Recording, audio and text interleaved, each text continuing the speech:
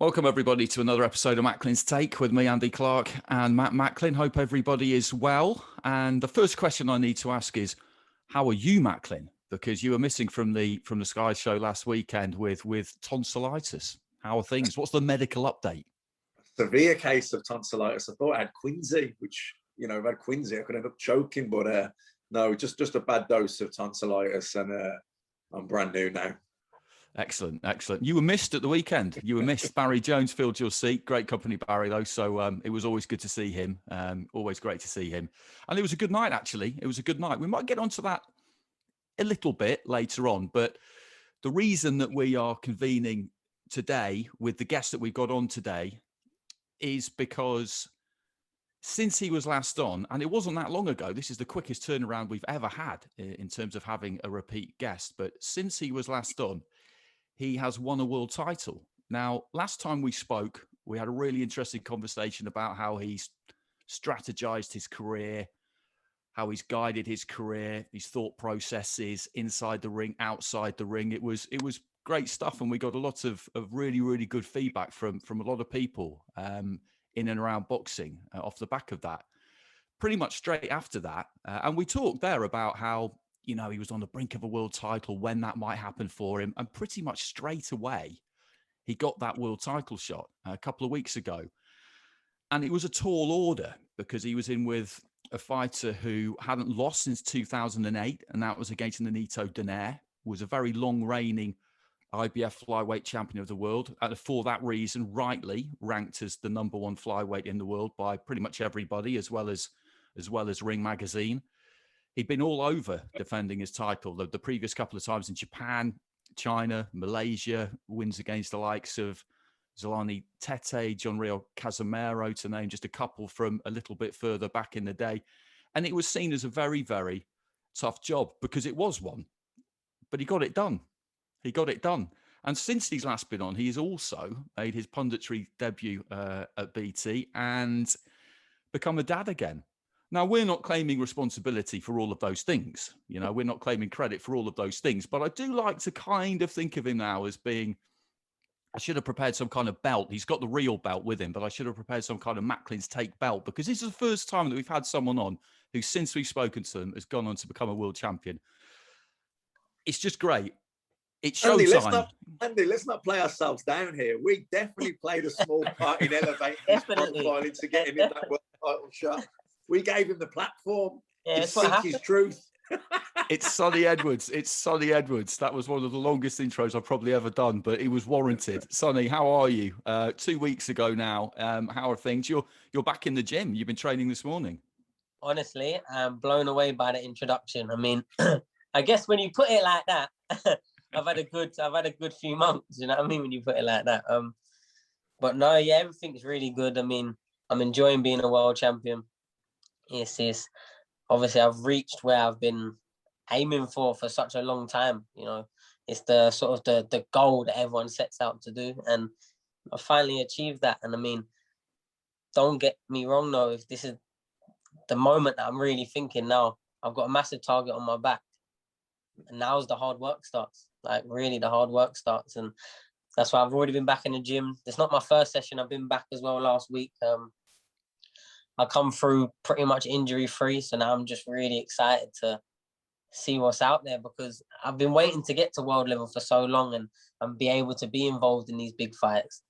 And now it's like seeing my name pop up in the top 10 UK pound-for-pound list on Twitter and stuff like that. It's quite gratifying. I'm appreciating it, the little bit of love that I'm getting now, and I just want to see where I can take it. I mean, I think I've got quite a few eyes on the flyweight division for how I've been operating, how I've been performing, and now the big fights just need to happen. That's why I've been calling the names that have been. So we'll discuss that, absolutely, but we do need to let's take a deep dive into the fight itself. So, when did you get the call, and how did the call come? I always really want to know this, because you hear about people are kind of pushing a trolley around the supermarket, then their manager calls. Did Frank call you? Did MCK? Did Grant? Was it in the gym? What happened? Do you know what? It was rumored and whispered about for a little bit, to be honest. I found out 13 weeks before the fight happened. So even though I only got announced at about 7 weeks, I had a good long run up. So did my opponent. And previously to getting the Moruti fight, I'd accepted a couple of good level hard fights. I don't know if I'm really at liberty to say the opponents, but I mentioned one of them, Mohammed Wasim, I got offered, and I said yes, and then he said no. So I was already looking at now, this is a big fight time now to make a statement. And then my management team got on me and they offered me the date and said that the opponent could be Moruti. They could get him over on a Frank show in London. And I just grabbed it with both hands. I mean, from that moment, I got straight onto my trainer. We started planning the camp, and I was already in training, which luckily I'd already been taken over at this point. My weight wasn't ridiculous. I think I'd already started sparring. I'd done a few spars, you know.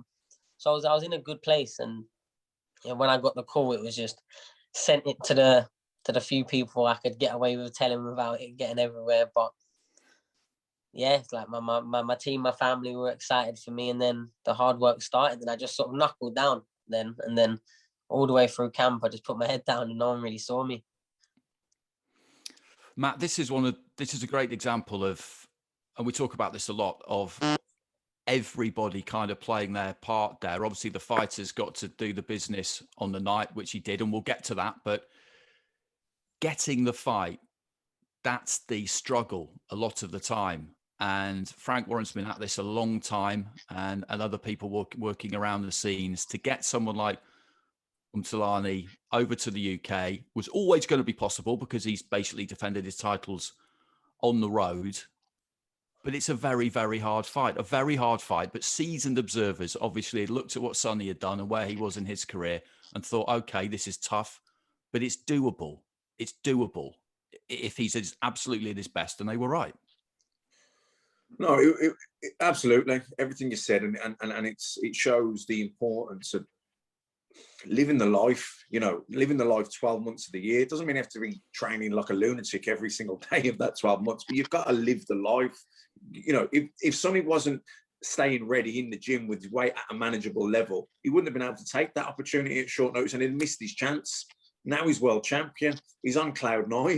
Do you know what I mean? But and also, I've got to say this. I just want to congratulate Sonny, because we had that media blackout thing on Sky the weekend that you won it. Yeah. So I couldn't tweet or anything, but I thought it was an unbelievable performance, absolutely first class, to go out there and to execute the game plan and to box to your strengths. Obviously, Sonny's not a massive puncher, but I tell you, there aren't many people in any weight division that can move and change angles and box and stick to it and stay concentration for 12 rounds like he did against an opponent like that. It was a first class hit and don't get hit boxing display. He kept him turning, kept him moving, kept offsetting him, mixed it up.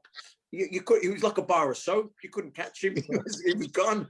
It was fantastic. And listen, the fact he was on a few weeks before talking about things, and then he got that opportunity. It was you know, I felt really proud of him, really happy watching it on the settee. I was really kind of rooting him on from my couch. So what was it like in the as the fight gets closer? I'm always interested by this, because this is something you've wanted for a really, really long time. Then you get the date, but it's still quite far away, and you're concentrating on your short-term goals of doing what you need to do in training every day, of making sure all those boxes get ticked, so that when you arrive at the week, you're as relaxed as you can be, because you know you've done everything. But you can't be that relaxed, because every day it gets closer. Every day it's closer to, as your nickname says, showtime, when you're going to have to deliver. I mean, it's, you know, how's that countdown? Do you know what? I don't really think about fight night all too much. And do you know, I've realized that boxing's been getting harder and your opponents have been getting harder when I'm getting the opponent and I'm not watching too much of them. You know, before I used to study the fights for a little bit, but now I think if I watch too much of Moruti's career, I probably wouldn't have wanted to jump in the ring with him. Do you know what I mean? Like, he's a good fighter. His highlights are him pretty much knocking everyone out. So I just take all the steps. I've got my sparring. My sparring partners are scary enough that I've got to deal with loads of rounds before I get in there. So I just take each training week as it comes. And I've been doing this boxing for 17 years now. So I'm sort of used to the whole. I've been there, seen it, and done it for quite a lot of things now. So even when I had the biggest fight of my life and the stage was biggest and the stakes were biggest, a lot of people complimented and commented on how calm and relaxed I seemed, you know, all through the build up, all through the media work. I was accessible to all the media. I weren't sort of like just caved in. But I just think it's because I know what level I deserve to be at, you know, with how I've been operating in my eyes. So because I had that confidence, I didn't really have too much doubt in my mind that I didn't belong at this level. And I just took every stage as it come. I think the main thing was the making weight. I never think about the fight until I've got off the scales and made weight. Everything before that is just making weight. Do you know what I mean? From 13 weeks out, that's sort of like the next step, if that makes sense. But yeah, I just enjoyed the whole show, the whole build up, everything. It was great. Did it help that you know him, you knew him, you'd sparred him, you'd spoken to him, and you liked him, you liked each other? Because you're totally fine to have a row on Twitter if that's what it takes. And with some opponents in the future, that might work well for you. You're able to get under their skin. But you knew with this one that he wasn't going to try and get under your skin. You weren't going to try and get under his. It was going to be straightforward in that regard. There were going to be no kind of distractions, because there would have been no point in you trying to rile him up, and you knew it. Yeah, I mean, I never really start that whole back and forth before, because I like to think I'm a gentleman in sport. I like I've got a lot of sportsmanship. I like things being fair. So I don't like starting it, but if they want to, I'm more than happy to get involved in it. But I never sparred Moruti. It got sort of circled round that we'd sparred, but we never sparred, but we was there sparring the same opponent, if that makes sense. Okay. I weren't trying to do any more work than I was getting paid for. As a paid sparring partner, I was trying to do the minimum rounds as possible. And because I always look at my opponents as future opponents, I feel like if they ask me to spar, the sort of man pride in me, I would never back down. We're doing as much rounds as they want. Do you know what I mean? I'm going until they're getting out. But I'm not in a rush to let people sort of get used to my awkwardness, if that makes sense. Because my style is really hard to sort of learn and suss out in 1 12-round fight. That's how I've built it. So it sort of beats most styles put in front of me. But I'm never in a rush to sort of give people that sort of learning experience to get used to a few of my tricks. So I never sparred him. But yeah, I did have a lot of time for him, and I still do. He's a great, great fighter. He was a great champion for a long, long period of time, heavily avoided. Boxing's probably done him no favors.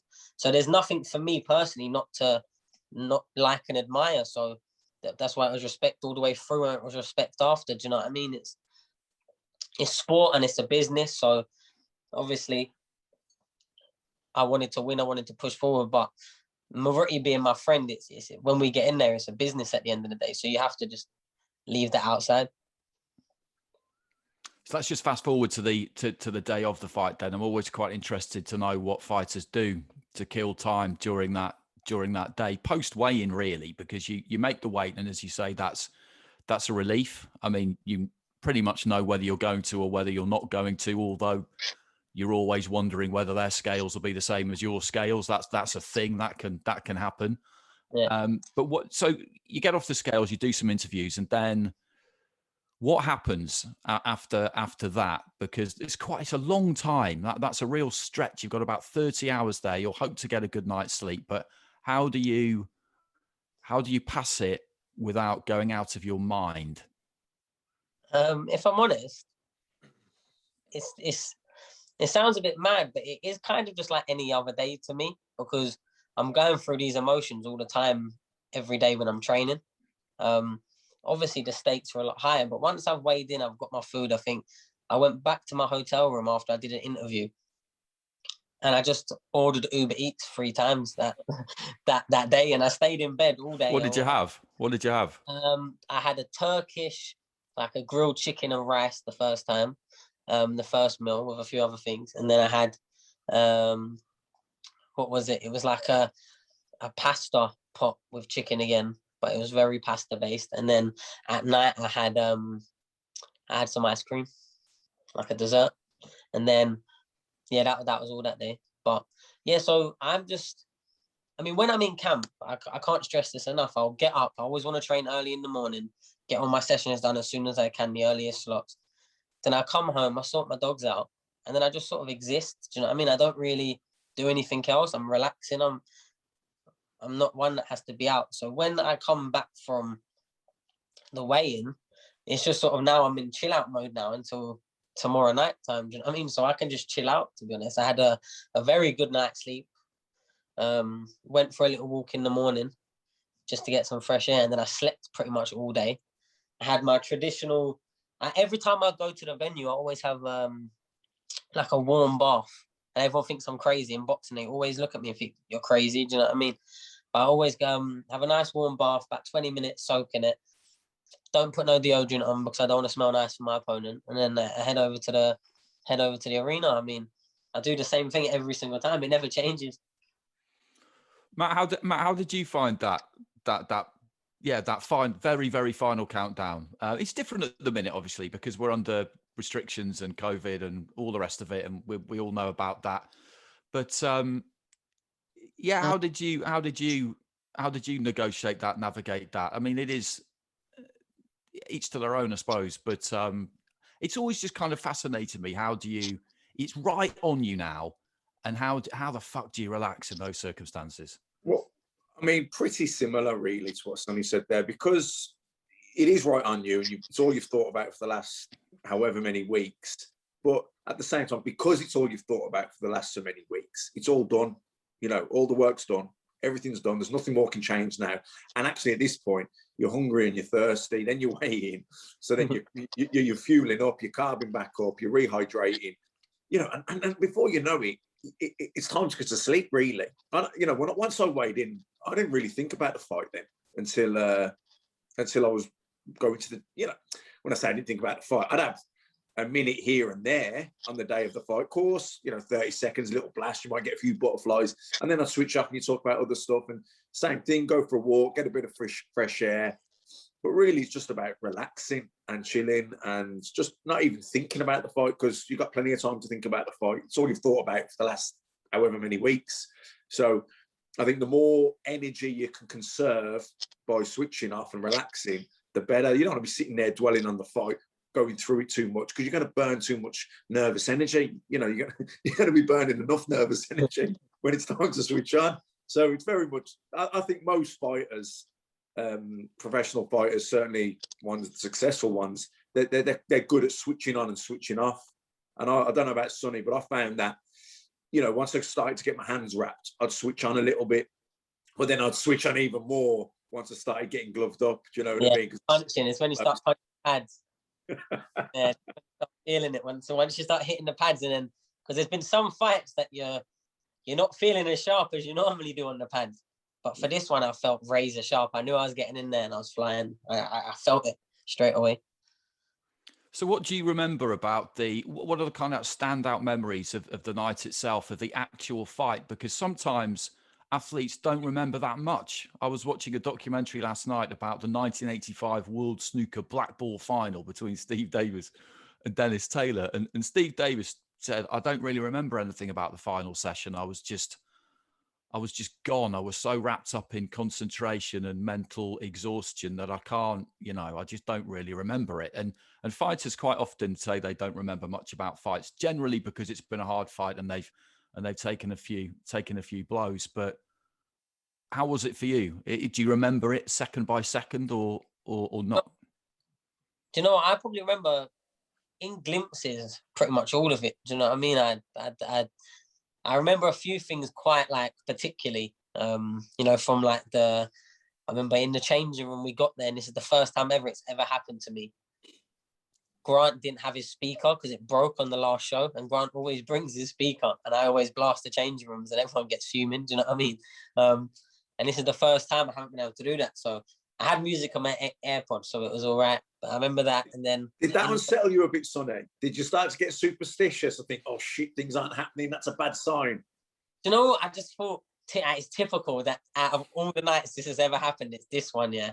And I was a bit half fuming, to be honest. Not too bad, but I just looked at Grant like, you should have known, you know what I mean?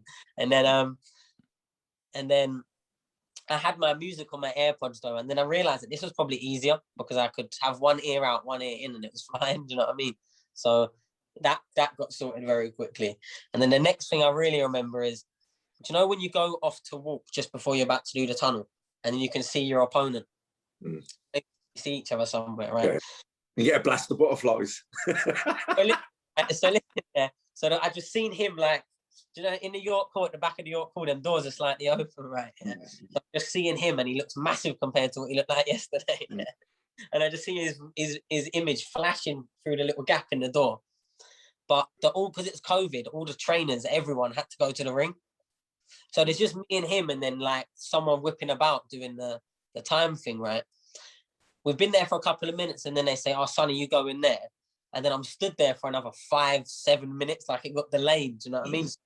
Like even the guy on the thing was going, "No, you're taking a piss now. This is a massive fight." They just stood here 5 minutes, and I was just standing there, and I was very relaxed. But I just thought everything was just sort of like, sticking out, you know, little things. And that was one, because he was just going past, and he looked massive. And when I got in there, he looked big. Do you know what I mean? But what were you thinking about in that 5-6 minutes? Can you remember? Did you see these are the kinds of things that someone like me really wants to know? Whereas you lads who actually do it, you might not really have been thinking about anything. But if this was a film, you see, what would happen is that you would be stuck in that kind of dark, dimly lit corridor, secluded by yourself, and you would have thought through all your childhood memories from your very first dreams with a bit of smoke. Fighter, right up until the present day, with a couple of Rocky montages in there as well, and all of that. When the film gets made, that's what's happening. As we picture Sonny Edwards silhouetted against the backdrop of his imminent world title ring walk, or were you just standing there thinking, "Fucking hell, this is annoying"? Do you know what? Yeah, I'm laughing so much because of what's in my head. If I'm completely honest, yeah, and you're going to think I sound crazy, I'm probably very disrespectful, yeah. Do you know what's going through my head every time I'm seeing him? I'm going, in my head, I'm literally saying to myself, I'm going to punch your head all over the place. I'm saying to him in my head, I'm saying, you are not going to hit me, you're going to be shadowboxing all night. Like, and that, I know it sounds mad, but that's like what I'm saying to myself in my head. Like that. That's what happened. I'm saying it out loud, but I'm not saying it out loud. I'm saying it in my head, but a very confident version of myself. And it's crackers, but that's honestly what goes through my head. It's mad. That's when I get really competitive, when I'm cussing them in my head. Even though I respect him, it wouldn't leave my head. But do you know what I mean? It's crazy. I think that's me speaking to my inner self. I think that is. You know. Obviously, listen. The game plan was obvious. Hit and don't get hit. Like you say, he was shadowboxing all night long, running after you, trying to catch you. But was there a point midway maybe where you're thinking, "Fucking hell, this is almost going too good. Is he going to have his moments? Am I going to tire? Were you feeling the pace? Were the legs getting heavy or not really?" So one thing that I had in my head, I never really said it to Graham because I feel like it's a mad plan to go in with. But in my head, it was get 6 rounds up, win the first 6 rounds. No matter how you do it, win the first 6 rounds. Then we'll go from there. Do you know what I mean? And that really was my plan, because I genuinely thought I had the beating of him. I always said that, and I genuinely did. But I thought if I go out there and dominate the first 6, then I'll know that he can't take the fight away from me because of what I can do, how I can be elusive, how I can go missing. So that was my plan. But after the 6th round, Grant I'd been throwing a couple of like 2s and 3s and 4s, where normally I'm quite a single pop shot. I'd been probably putting together more punches. And then Grant went, "You're feeling the pace." And I was just getting into the fight. And then I thought it was probably around 8 or 9, really, you know, just where I was at in my body. And he was like, 6 rounds left. And then that made me think a bit, okay, then let me pace it a little bit. But I weren't tired, but I just knew that he was dangerous throughout. And then I think when he started really picking up the pace in like the 9th round, my legs were getting a bit tired, moving a bit. But every time I needed a sort of kick up the backside, my legs had it, my body had it in abundance. You know what I mean? I was never really in pain. I was never really in trouble. I was never really under too much stress. But do you know, Matt can probably allude to this. There's sometimes you feel like, oh God, I'm a bit tired, but then straight away you're not. You know what I mean? You just spins back round and your body's still moving. I had the rounds in abundance. I could have carried on for rounds more than that. I wasn't physically exhausted by the end. But yeah, the game plan was, we told everyone the game plan. We told their team the game plan at the press conference. I was very open with what I'm going to do. And that's probably because I feel like I like being quite real. I wasn't going to try and sell people that I was going to sit there and have a tear up with him, or, do you know what I mean? But what I do is very hard to counter. It's very hard to train for or prepare for. The pacing of it was a real key thing, wasn't it? Because, like you said, everybody knew, and I love those fights where you've got a matador and a bull, basically, and that's how it goes. And can the bull track the matador down in the second half or not? It makes for some amazing finishes sometimes. But I think it was after. It might even have been the first round, and I don't know whether you remember anything about what Grant said in between rounds, but it might have been after the first round, maybe the second, where he just said to you, you don't need to win these rounds big. And I just thought that's great advice, because what he's going to be hoping, Mthalane, is that, all right, he's going to be down at halfway, but so long as they've taken something out of your tank, they come at a cost, then he's going to rate himself to get back into it in the second half. But Grant was always on you like that, just saying, look, you don't need to go crazy. We're winning the rounds. Just, this is a 12-round fight. Yeah, because in my head, and Grant knows this, I always think rounds are a lot closer than they are. If they've hit me with like one or two solid, clean shots, I kind of think the round's lost from there. Do you know what I mean? Because that's just in my mindset. I have like such a high standard of what I expect of myself, that if I'm getting caught 3, 4, 5 times, I've automatically thought I've lost a round. Do you know what I mean? So I was coming out because I wanted those 6 rounds so convincingly, because I wanted them to be cemented. I was throwing probably way too much and letting my hands go more and standing there a little bit more than I needed to. And Grant was just very good at sort of pulling me back off that. And he knows when I'm doing a little bit too much or exerting a bit too much energy, because he knows me inside out. He'll see when I'm getting tired way before anyone else will, or he'll see what's working or not working way before anyone else will, because, we've been together nearly 8 years now.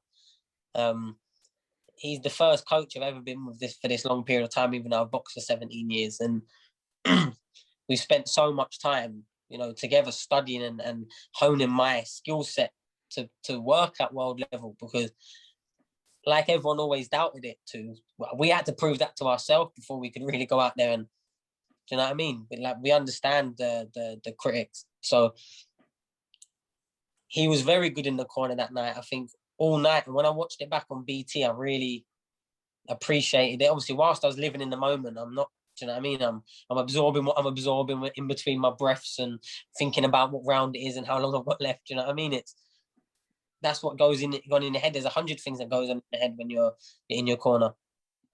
But yeah, like you commented on, I thought he was spot on the fight night. And Matt, that's what you need, isn't it? We were trying to see if we could convince him to come on as well as Sonny for this, Grant, but he's not one for the limelight. Although I did see him do an interview with Boxing Social in the bubble last week. No, don't even get me started on this. No, this is a sour topic right now between me and Grant. And he did a post-fight interview with Andy Scott. So don't think we don't know, Grant Smith. Don't think we don't notice these things, me and Macklin. We notice. We will wrangle you on this podcast one day, whether you like it or not. Yeah, do you know what? Do you know how many people we had? There's been a few people that have asked me they wanted some time with Grant, and because he's so against it, like the build up to my fight, the cameras, and he just doesn't like it. Then all of a sudden I see him on nah, what's going on? And Rob Tebbert, had a little friendly wager on whether he could back Grant into a corner, and clearly he did. So he probably literally did that, Tebbert. He probably literally backed him physically into a corner. Yeah, so that explains that one. But yeah, he's naturally not one for the limelight. I think he isn't driven by ego, and I think he sees that as a lot of people's downfall in this sport. And do you know what I mean? So I think he's just trying to stay away from that side of things and not get invested in, all the sort of back and forth building fights. And he doesn't really ever want to touch and breach that line. So I think by staying out of interviews is the best way to do that. Do you know what I mean? No, I'm all for that. We're just messing about. We would love to have him on one day, but I've got lots of time for the way he goes about it. It's there's just a lot to be said for it. I like that style. But Matt, with regard to the corner work itself, watching that fight on the TV, it looked easy to score. Richie Woodall, who was scoring it for BT, I think found it easy to score. But when you're peering up through the ropes and you're in the corner and you're so invested, things can look different. But he was very clear in his own mind, wasn't he? No, I'm reading this fight right. We are ahead. This is going according to plan. You don't need to panic. You won that round. Heading into the final round, Sonny says to him, he needs a knockout, doesn't he? He needs a knockout because, like he just said, as fighters, you're never sure. And 2-3 rounds out, he was saying that, Grant. He's just saying, you are 6 minutes away from being champion of the world. You are 3 minutes away from being champion of the world. He was so clear in his instruction and in where the fight was. And me, you and Andy Lee had a long chat about the role of the trainer in between rounds the other week. And he kind of, I mean, he gave a bit of Sonny gave a masterclass in the 3 minutes when the fight was on, and he did the same in the minute between rounds, I thought. Yeah, look, the minute between rounds, you've got to come back. You want to get your breathing down, get your drink. You know, there's no point being bombarded with a load of things. Sometimes fights, you know, a cornerman may have to give some very clear advice, and it might be against what you initially thought would happen because the game plan hasn't gone to plan. So you maybe have to change things, and it might be out quite, you know, strong words. But in a fight like that with Sonny, the game plan was working. He was boxing to instructions. They obviously had this game plan. Hit, don't get hit, keep him moving, frustrate him, pick him off. You know, and it was working. He was executing the game plan to an absolute T. He was boxing brilliantly. So then your only concern, I imagine, as a coach, Grant, is I don't want him to win the rounds too big and use up unnecessary energy when he's winning the rounds anyway. So it was his point. It was his job then to kind of keep the reins on Sonny a little bit, in order to win the rounds, do enough, but also conserve energy, because this is a 12-round fight. And he's a good fighter. He is going to come on strong at some point in this fight. He's going to have to, because he's so far behind on the cards. And I don't want you blowing a gasket, being 10 rounds up and then getting caught up in the 11th and 12th. What was the point? So I thought, you know, Grant didn't bombard him with instructions. He just kept reminding him of the game plan and just kept the reins on him, I suppose, a little bit, keeping him boxing at the right pace, which might sound very simple and basic, but you know, you can get ahead of yourself, you can get excited, or you can get nervous and think maybe the rounds are closer than they are, and you overexert yourself, which then you're going to pay the price down the line. So no, there weren't complicated tactics. It was pretty clear and basic and simple what was going to happen. You got the like you say, the bull and the matador, but it was just, from Grant's point of view, it was just trying to make sure and manage and advise Sonny through the fight. But he was boxing to a T. He was boxing to instructions, and I don't think he put a foot wrong. I thought he boxed absolutely brilliant, and Grant was just kept him on that track. Okay, so the final bell goes, and you've got to be very, very confident that you've won, but you've still got those few minutes while they're collating the scores. I mean, could you enjoy that few minutes, thinking to yourself, I'm about to be announced as the IBF Flyweight Champion of the World?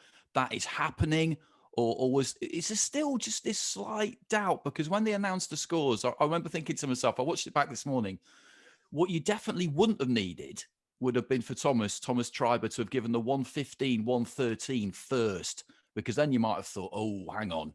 But as soon as he said 118, 111, you'd have thought, right, okay, fine, yeah, of course I've won, and now I know that I'm going to get it. I think as soon as the bell goes, because I was confident anyway, to be honest. Like I said in the corner before going out to the top, he needs a knockout.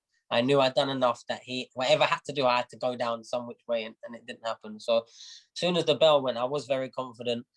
But the thing that gives you that extra added of confidence, you know, when you look around at everyone's faces that you've seen a couple of times, as you're getting in the ring, you see all the faces and you remember where they are. Well, I do anyway. So.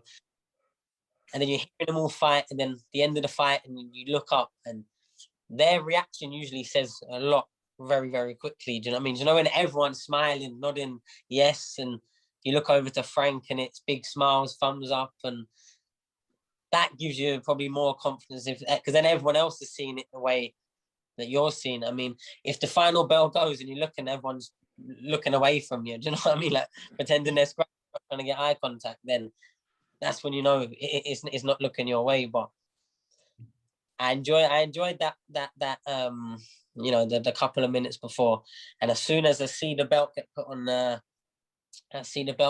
canvas and they called us over, I just pointed there when that's my belt, that's my belt. And then the scores came, and I think you see I start sort of banging my knuckles like on my head for like a couple of seconds. I think that was me getting out all my excitement. You know, like some people jump on the corners, and that was my version of that, sort of getting out my my excitement, and then acting cool for it as if I'd been there my whole life. Do you know what I mean?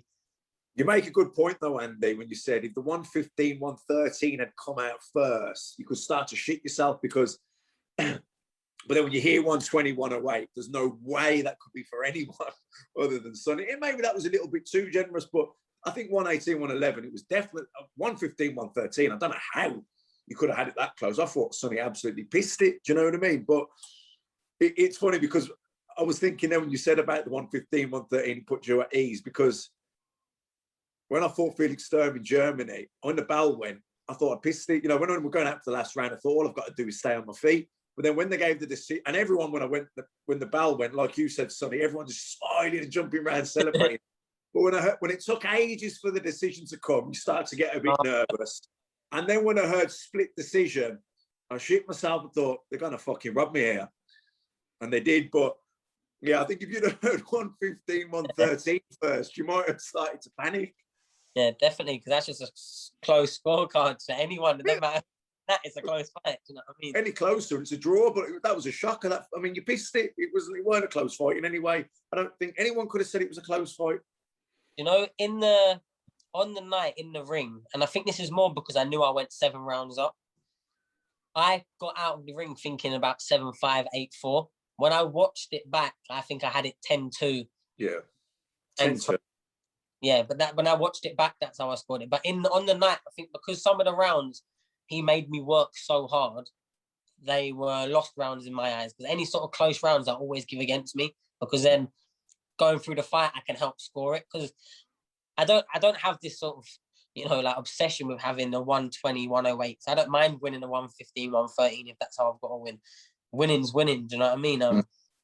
So when I think my 7 up, and then the last 5 rounds were close, I think just because I knew I could give them away, I didn't mind just, I lost that one, I lost that. Do you know what I mean? It was, but watching it back, I think I probably won a lot better than I thought I did. I thought the fight was a lot closer in there because of how hard it was a hard fight. Do you know what I mean? I was mentally switched on the whole time. You know when a fight's easy, when you're half paying attention and you can just throw when you want, and that was not that. Do you know what I mean? Even though some people say, oh, you made it look easy at times, in there it was anything but. Yeah, no, you did make it look easy, but I know what you're saying. You never switched up for a second, so you were and that concentration factor that drains the battery, doesn't it? You know, it's not just the movement and what you put, you know, the mileage that you're covering in the ring. It's the concentration factor can sap your energy. Yeah, definitely, and I think that's one thing that I succeed with, to be honest. I think with my IQ and the way I box, I need to be able to stay switched on for so long. And like I tried saying before, that's probably why I had the few performances where I didn't see my best or a bit off, because I was going in there without that sort of level of threat. So I was half switching off. I mean, I think fighters, they all try and say that they never do it, but every fight is guilty of it at some point, even if it's sparring, being in the ring with someone that they think they're better than, they look down at them. It is human nature when you're having a fight, do you know what I mean? To naturally assume you're better than someone. So, and then it's them spars that they're catching you twice as much as the world champion you sparred last week. Do you know what I mean? It's because you take your eye off the ball that split second. So when I'm fully switched on, I mean, my eyes were probably like wide open most of the fight, locked into him. I wasn't mind off, I wasn't switching off, because I knew that I couldn't afford to, because of the level I was fighting at. So how were your, this might sound like an odd question, but how were your feet after that? Because most people listening to this will know what boxing boots are like and what boxing rings are like, but boxing boots have got really thin soles, so you can feel your feet and feel your toes in the canvas as much as possible. And nowadays, a ring canvas is pretty standard in that there is some give in it, but it's fairly solid. And there was a lot of pivoting and pirouetting going on there. I mean, that's a funny one. It's a funny one, actually, Sonny. But I'm just going to add to what Andy said. Jason Cunningham said, didn't he, on Saturday night, apart from having blisters, because the amount of moving and twisting and turning and pivoting, you want at least 2 pairs of socks on. You know, but only on my left foot, funny enough. My right foot was pretty much okay. I had like a bit of skin that looked like it wasn't as good as it was before. But on my left leg, I had 2 sort of big black blood blisters on my big toe was covered and the ball of my foot was covered, but they haven't really hurt though. Like I've gone straight back into training. They haven't hurt since the fight. So I think they're all right, to be honest. A little bit of blood in the sock when I was training, but they've been fine. But I think my body's used to it by now, because pretty much I'll be all right all the way through sparring. I won't get no blisters. All the way through training, I won't get blisters. But every time I fight, my feet just fall apart. But I think that's probably because I'm moving that little bit faster, that little bit more than I would ever do in training. Do you know what I mean? Yeah, and that left foot, that's your lead foot as well. And that's the key one, isn't it, for, pivoting around that front foot. You need to put some Vaseline on your feet and wear 2 socks. I don't even know. I think I was more southpaw though in this fight, to be honest. I was switching that. I don't know why it was more on my left foot, but I mean... I remember I was watching it, and I'm obviously willing you won and everything, but I was also thinking to myself, fucking hell, I'd hate to fight someone with that style who keeps moving and twisting. Oh, nightmare. You'll be a nightmare for people to fight. So what has life been like since then? Hopefully you really enjoyed the rest of that night. You enjoyed the next few days, because sometimes when I speak to people about what is the feeling of winning, it's not always what you expect. Sometimes people say to you, well, I was just relieved I didn't lose, rather than being overjoyed that they'd actually won. So how was that? How was the feeling of having got to the top of the mountain? Staying there's another thing. We'll get onto that in a second, but you've got to give yourself a chance to just stand on that peak and have a look around and think, fuck, I've done well, haven't I? Like, surely you've got to allow yourself that. The Roy Keanes of this world will say that, they don't do that. It's on, oh, fuck off, Roy. You've got to give yourself that opportunity, surely. Do you know what? I think straight from the venue, when I packed our bags and went straight back to Sheffield, to be honest. So we travelled straight through the night, and with my my tour guy, Reese at Stealth Connections, he travels the team up and down the country. But we all come back that night, and then I had a half an hour drive at 5 o'clock in the morning 20-minute drive to where I live. Then my car was left at the gym, and I just went straight to sleep. And when I woke up in the morning, it felt like I'd been run over by a bus, to be honest. So the first 4 days, all I was doing was moaning, to be honest. All I was doing was moaning. So I think after I've got over the aches and the pains, it's been more enjoyable. But do you know what? If I'm perfectly honest, I'm world champion. I'm champion of the world at IBF. But there's still 3 other people out there that are in the same position as me, thinking they're the best at flyweight, and with the same level of claim, to be honest. So I feel like there's still a lot more work to do, and I really believe that, and that's why I've been trying to sort of weasel my way into some big fight contention already. And I mean, I just want to be the number one, and obviously I beat the Ring Magazine number 1, and now I'm Ring Magazine number 2, so I've got to beat the Ring Magazine number 1 again. Because I want to be the best. I want to be seen as everyone unanimously points at me and goes, he's the man in the division. And until I get to that, I can't enjoy it too much. I know it's early days, Sonny, but has there been conversations with Frank yet about the next move, about possibly getting a unification fight next, or will it be a defence, a mandatory? What's the short-term future for you look like? You know, I'm still sort of waiting to find out.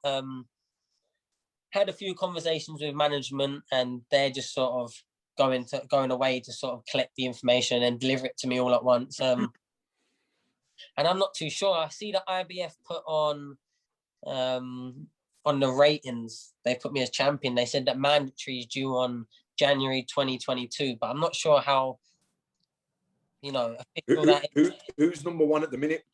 Or is there mandatory already sort of stipulated? Non-rated, I think. So I think it's Jason Mama is the Filipino that was first in line to Moruti's fight, because that fight never happened. But I've not had no official confirmation of this, so I'm not 100%. That's just me sort of reading the lines. But yeah, I'm now at the top of the tree, and I want to fight everyone else, and I want to fight biggest names. I mean, ideally I'd go straight for unifications, but I know they don't come around straight away. You have to wait for them and hold the belt for a bit and build up to the fight. So I'm going to play my role. I got to keep winning. I got to keep defending this, beautiful red thing I've got next to me. And yeah, I got to hold on to it now. I remember someone said to me before, winning a world title was the easy part. It's keeping it that's the hard part. Do you know what I mean? So I'm going to see now how true that is.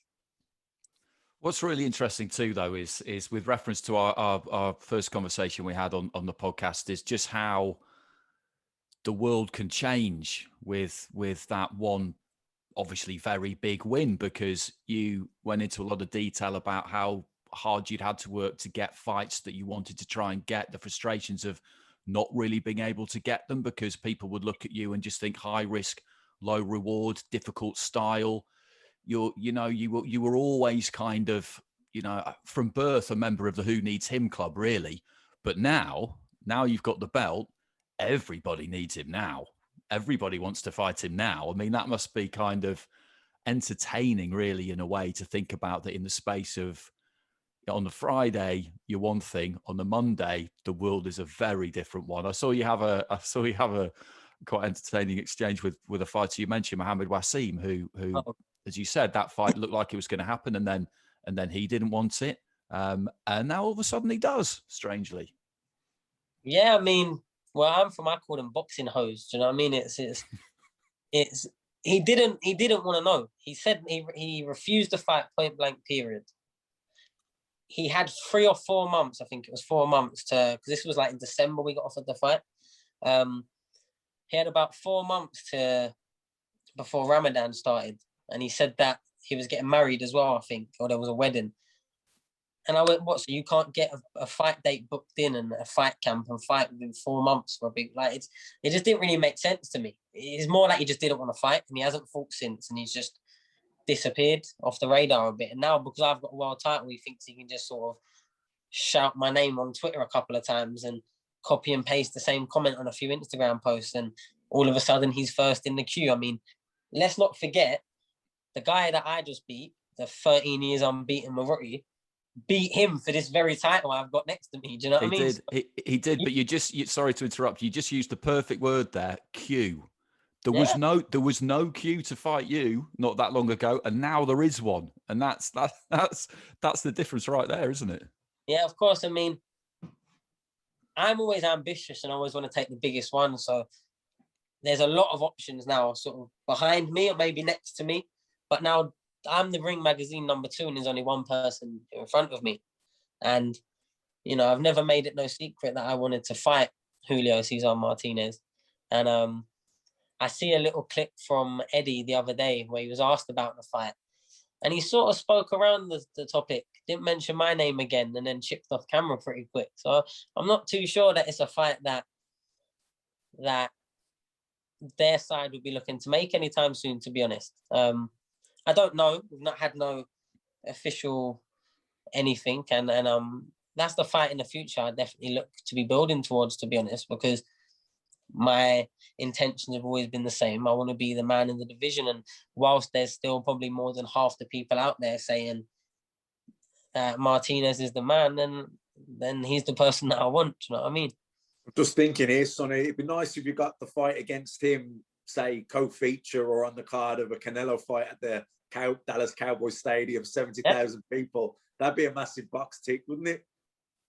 And you see why I want this fight, Matt. Do you know what I mean? This doesn't happen for flyweights. Like, I'll be real, there's a lot of times in fights we go in as a flyweight, you go and watch, I don't know, Kell Brook packed out Sheffield Arena, loads of people video, and you never really see that too much with the lighter weights. You know what I mean? And even though I'd be the away fighter going over there, why not? Do you know what I mean? It's like, that's something that I could only ever really dream of. I mean, I know I'm not heavyweight where you sort of can knock a couple of people out live on TV and then all of a sudden you're selling thousands of tickets. You know what I mean? It's flyweight's a lot harder to get the credit and the accolades and the excitement. So, but you understand that, don't you? And that's why you said, on our previous podcast, you said you've got to be pretty vocal, you've got to talk, you got to be on things, you got to, sell yourself. Of course, because consumers want to feel something. That's why I always say it. Like, when you're investing in whatever you're investing in, like in your personal life, and you want them to change your mood, usually for something positive. But people, when they're consuming, they want to feel something, whether it's disgust or it's anger or it's they're laughing or they like something. They want their mood to change in some which way. That's what we live by. Do you know what I mean? As human beings. So I know I have to put myself out there so people can sort of engage with me, interact with me, and then by doing so, they are investing more so than perhaps they would have. There probably was quite a lot of people that watched my fight maybe to see me get beat for one reason or another, or thought, oh, let me see how good he really is, thinking I was going to get beat. And then obviously now I've sort of shocked them in the way that I did. It's like I've sort of won over a lot of people because they weren't invested. And now maybe they're impressed, do you know what I mean? Rather than just seeing the negatives and what I haven't done. Because now it's kind of hard to make the arguments like they used to. I think when people talk the talk, people want to see, can they walk the walk? And you stepped up to the plate and delivered. And I think anyone, whether they're a fan or not, liked you or didn't, they'll think, credit where credit's due, fair play, he did it. So I think that's the way it works as well. Yeah, because I never think I'm too out there, but just obviously sometimes I have to have the last say, but that's just a part of my character, my human being. I mean, I've always got to have the last say. It's just the way I am. So yeah, but I like when it comes to the gentleman side of things, I like to think I show a lot of respect and like humility, because that's how I feel like I was raised, and that's the person I am. You know, obviously when someone sort of pokes my buttons, and now I can respond and feel like I've got the right to do so, I don't mind sort of taking it out of perhaps where I would like to be. Do you know what I mean? But yeah, I would like to say that I was, you know, raised as a person to show respect and honor for the sport. And that's why I feel like I am so vocal about things being fair, not wanting no slight advantages. I just want everyone to have the same level playing field, and then everyone gets the right opportunity. And then when you win, it's that much sweeter when you deserve it, when you've earned it. And like, say, for example, there was any reason why I didn't deserve to beat Moruti and I sneaked through somehow, which way, and this belt arrived today, do you not think there'd be a very bitter taste to that? Like, I wouldn't like it. I wouldn't want it. I'd be the first person saying, no, come and get it back. Do you know what I mean? It's, unless you've earned it, you can't, I couldn't be happy. And then now I know I've earned that for the rest of my life. It's something I can be proud of. Well, you certainly earned it. No one can take that away. Absolutely, absolutely. And that's whenever anybody wins any title. I've said this a few times after fights, and I'll use it sparingly because I don't want to wear it too thin. But as soon as you're crowned the new champion, whether it's at area level, English, British, European, Commonwealth, world champion, you're a champion from that point on for the rest of your life. There will never be another day in your life where that isn't true. There will never be another day in your life when it is not true that you won the IBF World Flyweight title. That's just how that goes. And that must feel great. With regard to that fight against Martinez, I love that. And I know what Eddie said. I saw that clip as well. He said, well, he's going to fight again in July in Mexico. And then he's outgrowing the weight, basically, was what he said. But there's such a good story that you can wrap around that fight, because obviously he boxed Charlie and he's a very aggressive fighter. He's really good to watch. It would be another bull against the matador. Exactly that kind of setup. And you can build it. You can build Martinez as this Mexican wrecking machine who deliberately and savagely hit his brother late at the O2, and the fight ended in disgrace, and Mauricio Suleiman had to get involved, and it was all going off, because that is what happened. Great narrative there, Andy. Yeah, there's something, you can do something with that, can't you, surely? Pre-written backstory there. Exactly. But that's what boxing is. Like we've been saying, you know, you need that. That kind of ready-made rivalry is there. You know, it's ready to go. So how have things been on the sort of more, I don't know, like everyday side, business side? Have you had people approaching you wanting to do deals, get involved with you now that you've got that belt? Yeah, I've had a couple of conversations, things I'm considering, but I'm just not in a rush to jump into anything too soon. I feel like I've got such good support around me, and I'm already in such a great position. I need to plan all my moves, you know, meticulously, like I have been the whole way up. There's no point getting to the top and sort of snatching everything that comes to you and sort of spreading yourself thin. But yeah, there's a few people. My day-to-day, to be honest, has just been very normal. I've had my kids a hell of a lot. I don't know if anyone has been sort of locked in on my social medias. I pretty much spend most days with them when I'm not in camp, but that's what I enjoy doing. Do you know what I mean? Watching them grow. So I think the day I got back, the next day I was running around with Chance on a under 4 football practice. Do you know what I mean? With all the dads chasing our kids around and not listening to us. So yeah, my life pretty much carried on completely normally to what it was before. I've been doing the exact same things. I think when you are a family man, that's usually how it goes. You just got to get to what you was doing before. So let's just have a quick word about the bill we saw on the weekend, because you'll have had a real keen interest in that. And Dalton Smith's fight was one of mine that I covered with Barry Jones, and I think there's a good chance that he's going to be another world champion to come out of that gym. Early days might sound like overly big talk and putting a bit too much pressure on him, but he looks like he's got what you need, and you see him all the time. You see him day in, day out. You'll see him in the gym, at the track, everywhere. Is that fair, do you think? Oh, how good did he look, though? Let's be real. Really good, yeah.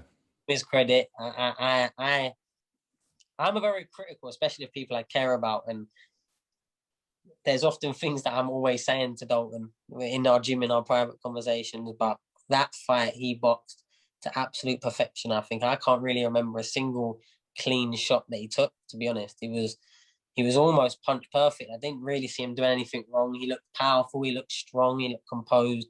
It was a very mature performance against a seasoned fighter in his own rightly, Appleyard. He's been in some good fights, and he usually drags people to the trenches. You know, I've been at a couple of his fights up at the Steffi Ball shows in Doncaster, and he's always in some real good tear-ups, to be fair to him. But Dalton is just, he's definitely a world-level talent without a shadow of a doubt. Without a shadow of a doubt. And like you said, I genuinely believe he will become a world champion. He just, when his time's his time, when the time's right, and he's doing everything he needs to at this stage of his career, just keep maturing, keep learning, keep listening to Grant, always getting in some great rounds of sparring as well, just bringing him on leaps and bounds.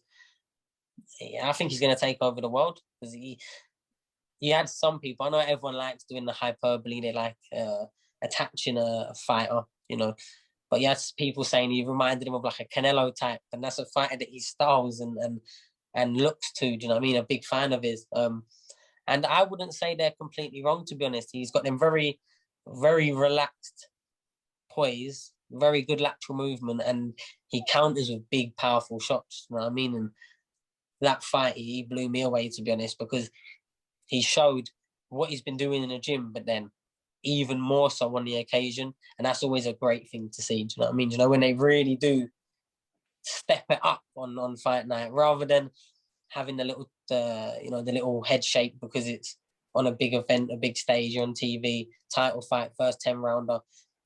He just blew it out of the water, to be honest, and I couldn't be more proud for him. He's also my newest son's godfather, so shout out to Dalton. Matt, what did you make of it? Because we've covered him a few times, and he is just getting better and better. And you look at the way his career's gone. He turned pro maybe earlier than people thought he might. There were a combination of reasons.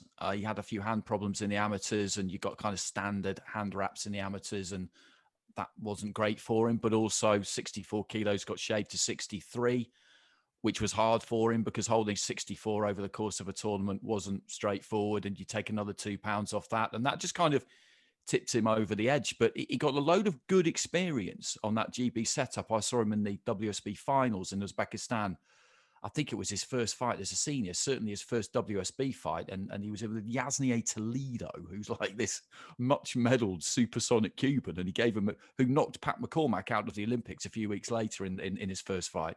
And he gave him a good fight. So he got that done quite quick, and then still managed to turn over really young. So that's kind of, I mean, the ingredients are all there, aren't they?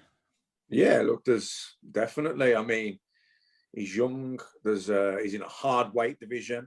He's a long way off, a long way to go.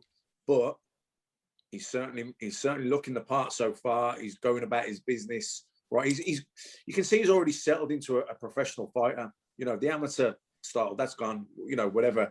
Maybe he was always going to be made for the pros. I think that probably is the case. That's why he's transitioned so quickly and so smoothly. You know, his dad training him, Sonny, Charlie in the gym, you know, they're all eating, sleeping, breathing, boxing every minute of every single day. Success breeds success that way. I've been impressed. Like I say, long way to go, many levels for him to go. But where he is, 8-9 fights, he's absolutely on track. And like I say, I think Sonny said it there. It was pretty much a punch perfect display. Great shot selection, great repertoire, paces it well. You know, he mixes things up, head and body, good jab. You know, feints the jab, lead left hook. You can see he's a Canelo fan by his shot selection, that lead left hook that he throws, the feint the jab left hook. But yeah, you know, it's one of them. You don't want to get ahead of yourself. You don't want to put pressure on the kid, but he's definitely moving at the right pace. And he's impressed. Every single time he fights, people are impressed by him. And what more can you do?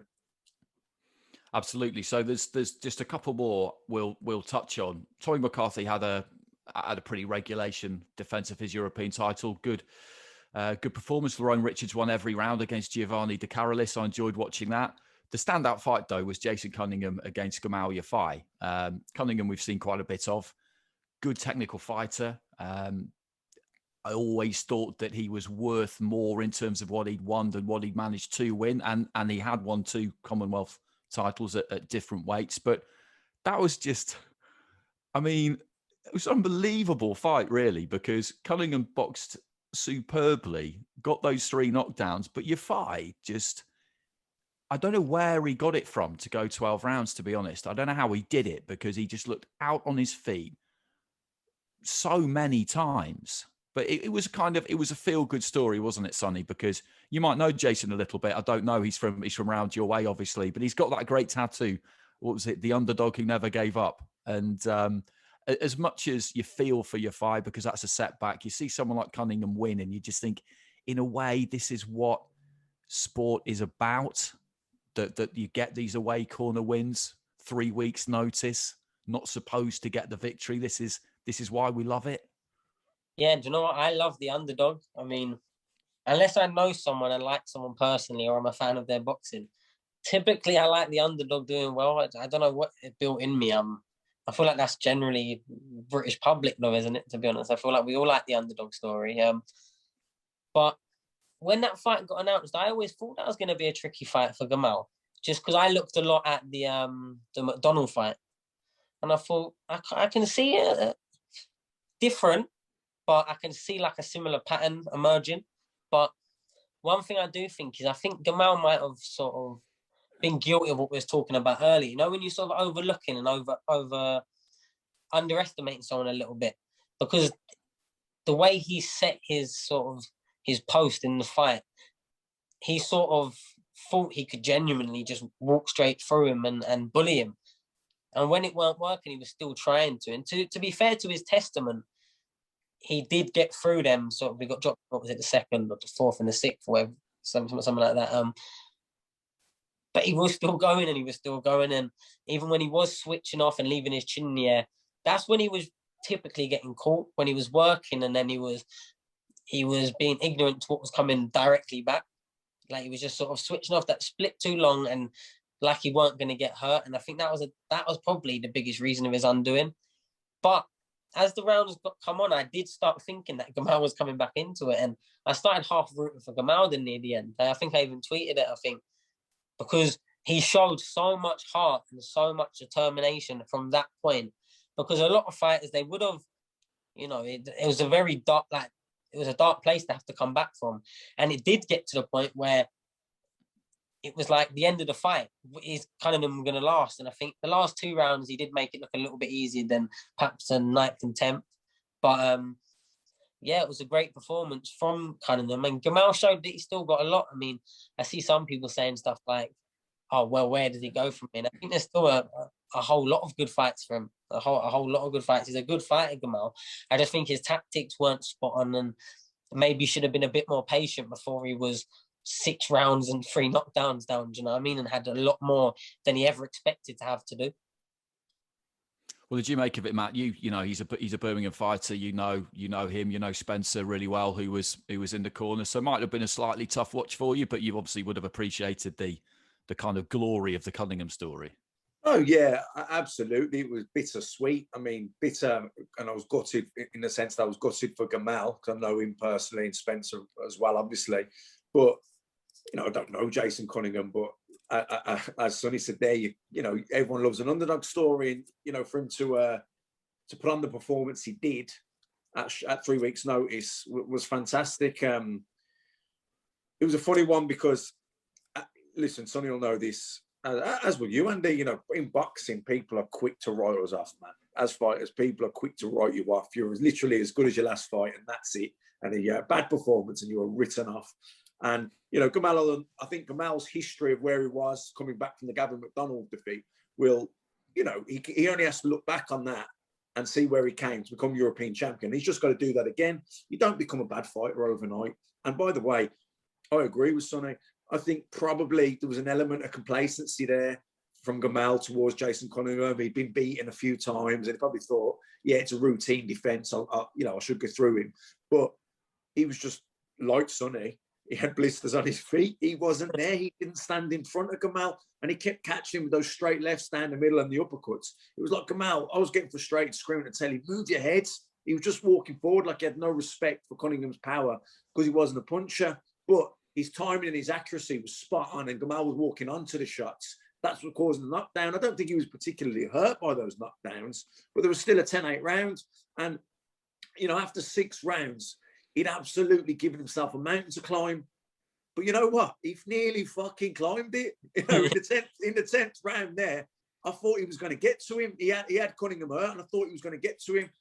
You know, wasn't the case. But listen, that's certainly not the end of the road for Gamal. I think he did underperform. I think Jason Cunningham boxed out of his skin.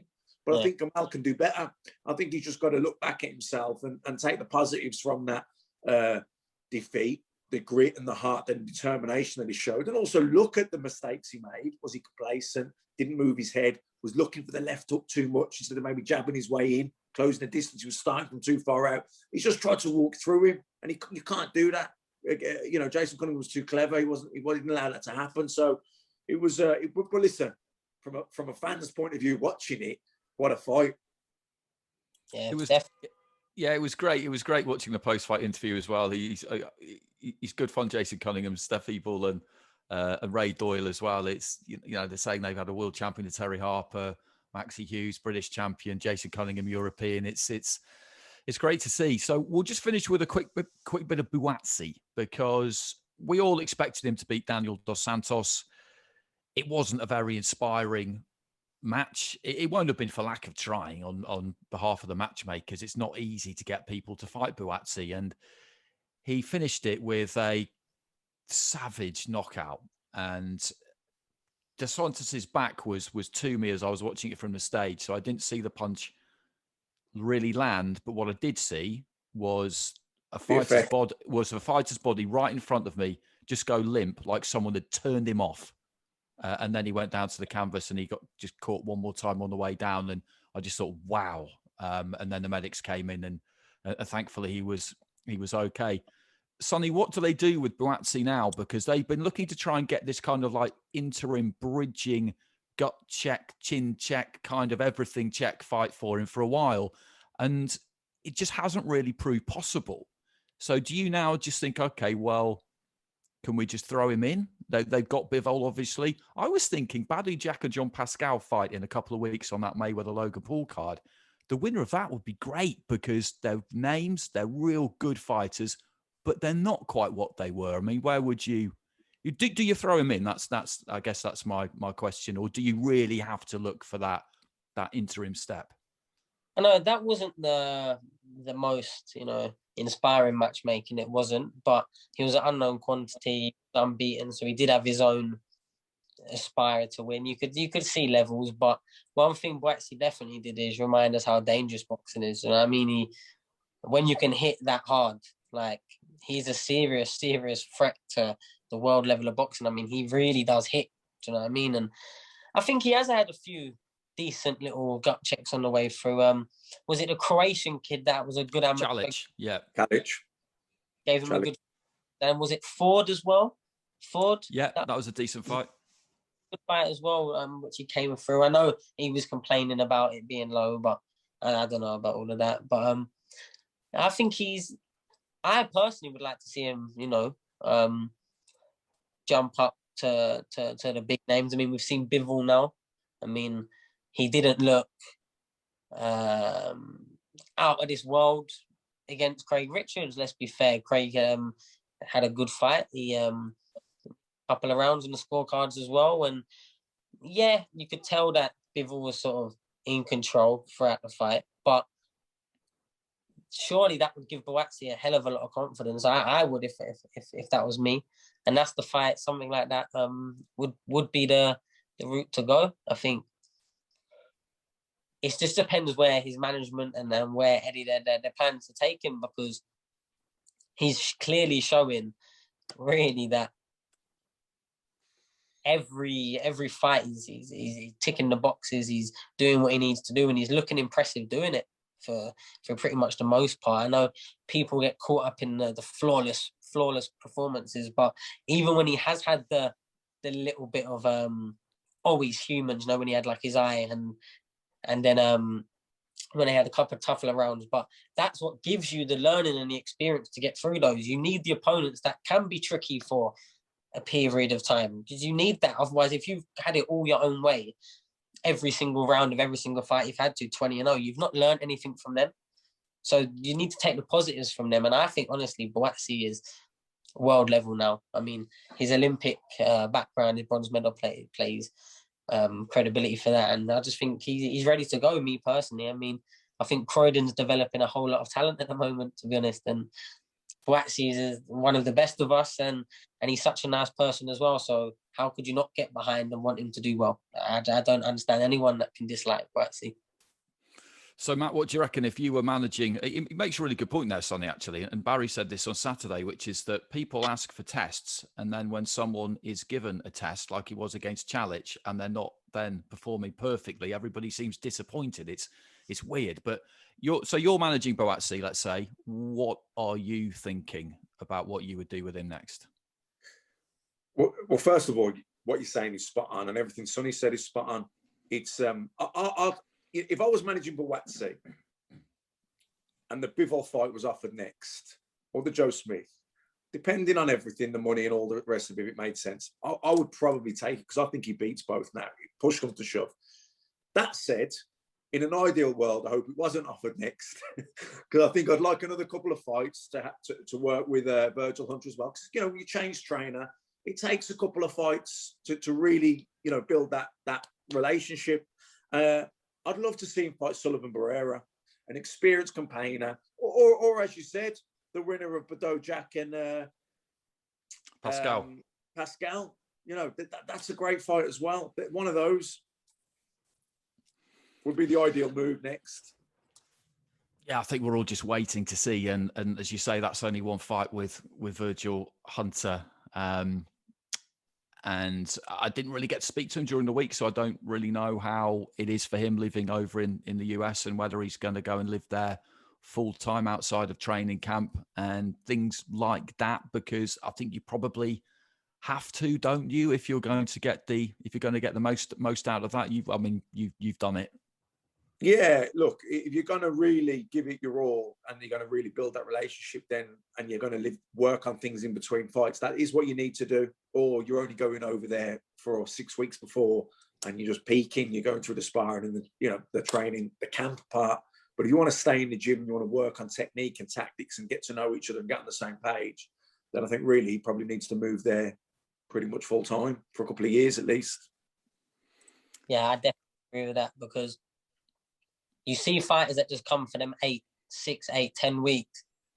They're never really learning nowhere near as much as the fighters that are, even when they're out of camp, they're enjoying themselves, eating what they want, whatever, going out on nights out. If they're coming back in the gym and learning and absorbing, even if they're not getting one-to-one time like we do in 8 and 10 week camp, just being in the gym, watching other people, being sort of involved in the center of the sport, you're constantly absorbing, you're gonna learn something every day. And I know it sounds cliche, but if you really even watching kids spar, watching adults spar, and if you can process the information what you're getting from a boxing gym every single day, you're looking at flaws, and because boxing is so complex and unpredictable, and there's a right way to do it, but then there's no wrong way to do it at the same time. Do you know what I mean?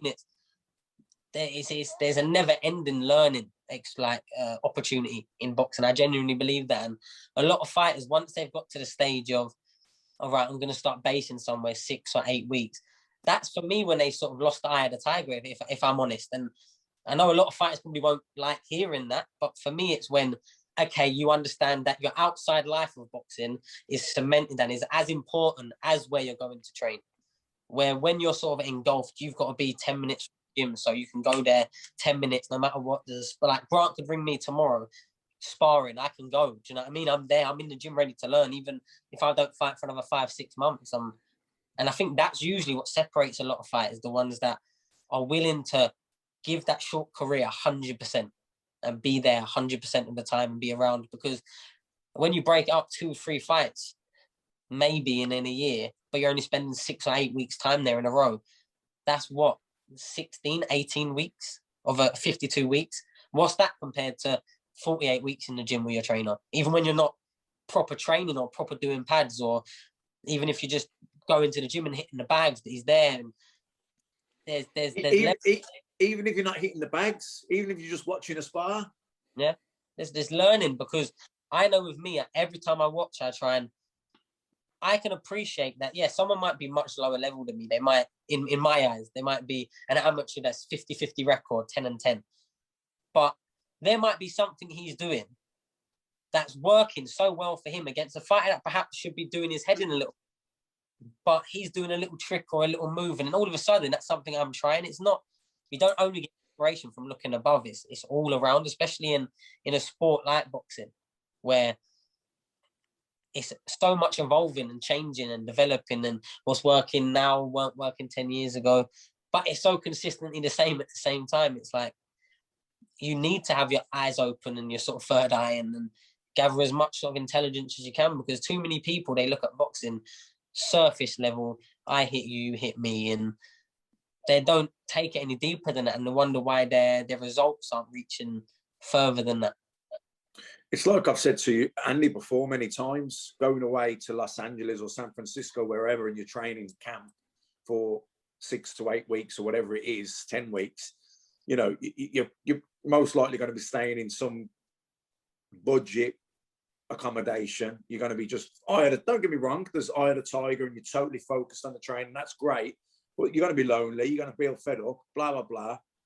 It's unsustainable. So you're not going to live the life in between. You're only going to go back to San Francisco or Los Angeles or wherever it is when you've got a fight date, so then you're only training for fights. You need to be training. You need to live the life in between fights. And when I say live the life, that doesn't mean you have to be bang on your way. It doesn't mean you can't go out and enjoy a night. But you do want to be back in the gym. Maybe not 5 days a week, but definitely 4. You know what I mean? You want to be in there. You want to be with your trainer. You want to be talking about boxing. You want to be doing the pads or the bags, or maybe you're not getting that one-to-one, but you're watching spars and you're talking about the other guys that are sparring with your trainer. It's constant information that's constantly going in like a sponge, absorbing it all. That's crucial, you know. So I hope Buatsi does kind of move his life over there for the next year or 2 or 3 or whatever it is, while he builds that relationship and gets to that place. I mean, if he's only going to do it sort of 5, 6, 7 weeks per fight when he has a date, then I think he's, you know, I'm not going to say there's going to be no benefits to it, but he's putting limitations on it. Okay, well, that's a good place. That's a good place to leave it, I think. So, Sonny, thanks for sparing your time again. It's great to catch up. We thought we definitely had to do this because as I say, this is the first time that we're claiming it. We're claiming it. This is the first kind of Macklin's Take world champion, because you weren't one before you came on Macklin's Take, and now you are. It's not a coincidence. It can't be a coincidence. And I did hear. I think it was from you on your social media that you might be looking to get onto the podcast train yourself. Any further plans on that? Yeah, I'm just sort of waiting to sit down and have some more meetings about it, to be honest. But it's something I would be interested in doing. I love talking about boxing. So, and being involved in the sport, you get quite a few good friendships and connections. So I feel like I'd be able to have interesting conversations with a few interesting people. I think it'd be good. Yeah, no, absolutely. I think it would too. Absolutely. There aren't that many active fighters doing podcasts. They go on them, but I can't think of. Well, if it doesn't work out, Andy, we can get him on as our, I don't know, honorary resident guest. Yeah, I'd be more than happy to do that.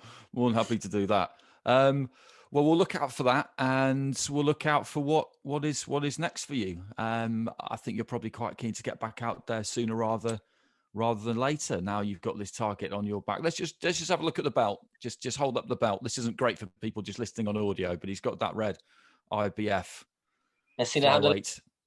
It looks nice, doesn't it? It looks great. Fantastic. It really does look good. Does look good. That's just they're unexpectedly heavy, those belts. Unexpectedly heavy. For a flyweight as well, after 12 rounds, it's when you got to start lifting up, it's always hard. I've dropped a couple of belts knee before. Not this. No chance. Okay, cool. Well, we'll leave it there. Thanks very much, Matt. Thanks for your time as always. We'll probably be back with a bit of YouTube later in the week, because we believe that this week there will be an official announcement on the fight between Anthony Joshua and Tyson Fury. We seem to pretty much know now that it's August the 14th in Saudi Arabia. And to be honest with you, I'm not really sure how much the pair of us can say about it. But if there is actually an official announcement, then we'll do something on that. Just keep our eye out as usual on what else is going on. And we will catch you all again soon.